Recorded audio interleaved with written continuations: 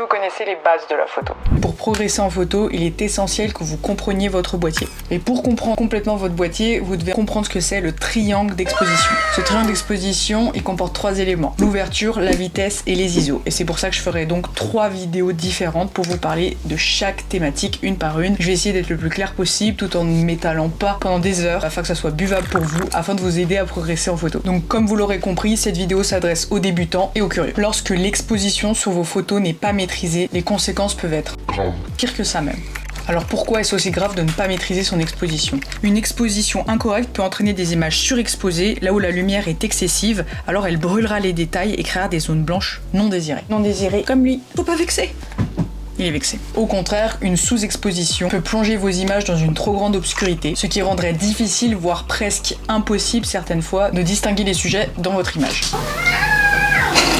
Vous l'aurez donc certainement compris, en photo, l'exposition est primordiale. Vous entendrez souvent des photographes vous parler de lumière. C'est pour ça en fait. La maîtrise de l'exposition est fondamentale, car cette exposition va déterminer la luminosité et les contrastes dans votre image. Alors vous l'aurez sûrement compris, c'est en comprenant comment ces 3 éléments fonctionnent, l'ouverture, la vitesse et les ISO, en partie, parce qu'évidemment, il n'y a pas que ça, sinon c'est pas drôle. Mais en tout cas, ces 3 éléments vous permettront de comprendre comment fonctionne l'exposition, et à ce moment-là, vous aurez déjà de grandes chances de réussir vos photos et de pouvoir créer à peu près toutes les images que vous voulez dans toutes les situations. Allez, c'est parti. Alors pour commencer, l'ouverture, elle est exprimée en chiffres. Ça va être f2.8. F4, F5. Plus le chiffre est petit, plus l'ouverture est grande. Plus le chiffre est petit, plus l'objectif est alors lumineux. J'ai fait des guillemets avec mes...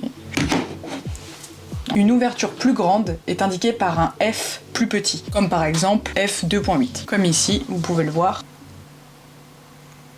Dites-moi que vous voyez, s'il vous plaît. Donc en effet, ça peut paraître vraiment bizarre au début. Mais dites-vous que dans le jargon de la photo, une ouverture F2 est plus grande qu'une ouverture F3, 4, 5, 6, 7. Vous avez compris. L'ouverture, concrètement, c'est l'orifice qui se trouve au milieu de votre objectif. Ce sont des lames rotatives qui vont s'ouvrir pour laisser passer la lumière lorsque vous appuyez sur le bouton de l'obturateur. Le diamètre de ton ouverture va donc déterminer la quantité de lumière qui entre et donc la luminosité de ton exposition. Vois un peu le mécanisme du diaphragme comme l'œil humain. Et pas comme l'œil de Pitot parce que il fonctionne pas pareil celui-là. En gros, lorsque la luminosité est faible, il faut ouvrir le diaphragme en grand pour permettre à plus de lumière d'atteindre ton capteur. Donc une grande ouverture comme F2 par exemple. Au contraire, lorsque tu es en pleine lumière, il faut fermer ce diaphragme pour limiter la quantité de lumière qui y pénètre. Je précise là que je grossis les traits. Vous le comprendrez sûrement plus tard si c'est pas déjà le cas, mais en photo, il y a la théorie et la pratique. C'est pas parce qu'on vous dit de faire des portraits, une grande ouverture, que vous êtes obligé de faire des portraits en F2, F2.8. Vous n'êtes pas obligé de prendre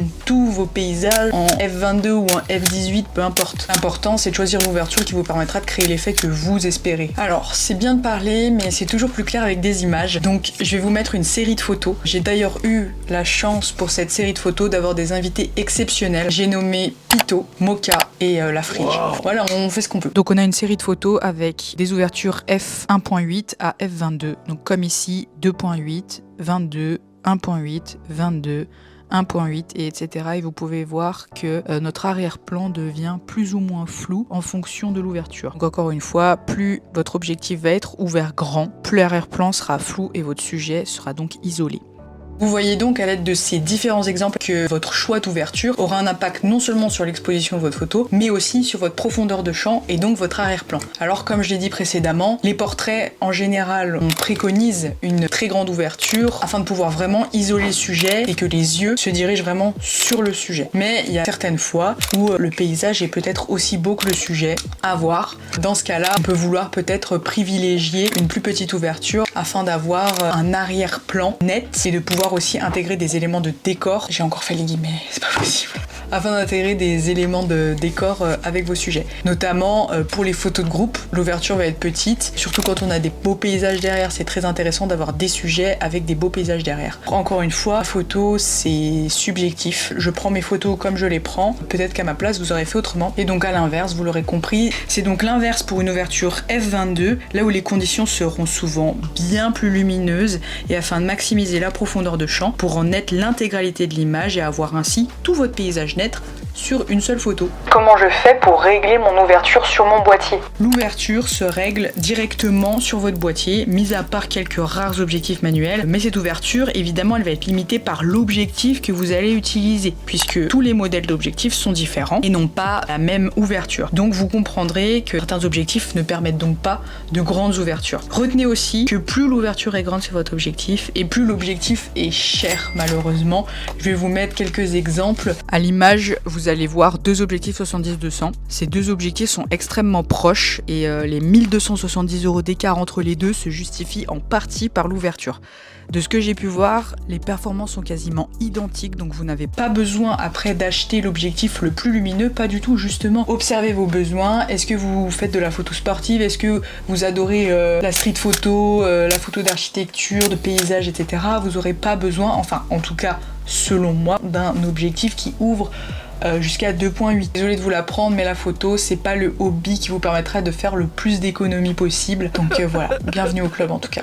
On arrive en fin de vidéo. N'hésitez vraiment pas à commenter, à donner votre avis, à me dire vous ce que vous utilisez, quand vous avez commencé la photo, peu importe. En tout cas, soyez-en sûrs, les deux prochaines vidéos porteront sur les deux autres éléments qui composent le triangle d'exposition, c'est-à-dire la vitesse d'obturation et les ISO. Et vous verrez à la fin, vous comprendrez du coup ce que c'est le triangle d'exposition. Et avec ça, en tout cas, j'espère que ça vous aidera vraiment à avancer dans votre aventure photo et que ça vous permettra de vous éclater par la suite. Merci encore d'avoir regardé la vidéo. À la prochaine.